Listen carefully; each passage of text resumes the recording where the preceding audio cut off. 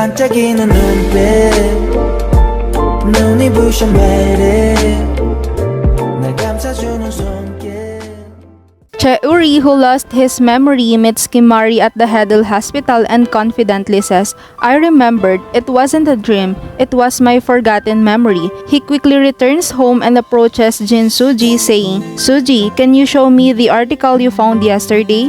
Soo Ji, surprised by Chae Woo Ri's urgent voice, finds the newspaper article and hands it to him. The article reports a case of a 5-year-old boy named Han Yun-woo who went missing in the pediatric waiting room of the Haedeul Hospital in Seoul. Chae Woo Ri reads the article with a bewildered expression and mutters, trembling, "It was Director Kim Mari. No, it was my mother." Chae Woo Ri's gaze stops at the bottom of the article, where another shocking truth is revealed. Chae Woo Ri takes a deep breath and says, "My late mom kidnapped me."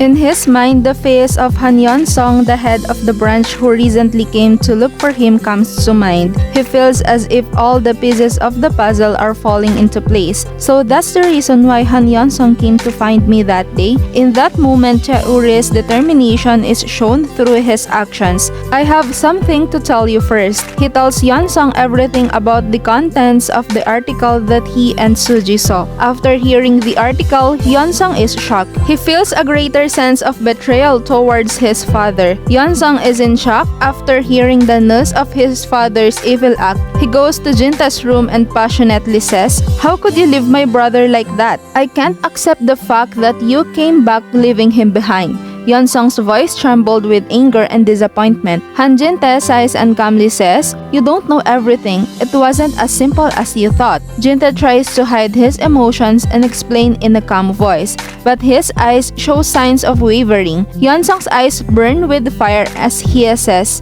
"I know it wasn't simple, but how could he just leave my brother without saying anything, without making any effort, and come back as if nothing happened?" Yeon-sung tries to hold back his tears, but his voice starts to tremble. Han Jintae takes a deep breath, lowers his head, and says, "You will understand someday, for the sake of Haedeul Hospital, but for now, I don't want to make this situation more complicated." Yeon-sung speaks with a seasoned voice, "Father, I have to go my own way now. I can't help but uncover this truth, even for the sake of our family." Yeon-sung sends one last glance to Jintae and leaves the room. His determination to no longer hesitate is firm in his heart. Na-young, anxious after overhearing the conversation between Yeon-sung and Jintae, becomes increasingly restless. She feels a growing sense of despair that there is nowhere to hide. She goes to Jintae seeking a solution, saying, "What should we do now? Should we just wait? Are you thinking of a solution?" Her voice trembles with impatience and she is more desperate than ever before. Jintae closes his eyes for a moment, contemplating which choice is the best and make a decision.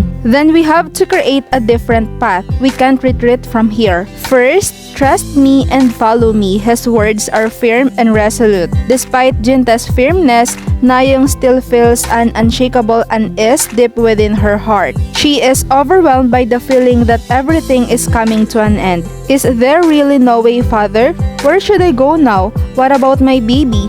Na-young is engulfed in despair, feeling that even her last hope is slipping away. Despite Jintae's firmness, Na-young cannot shake off her anxiety. "'Cause you are beautiful, a beautiful stranger.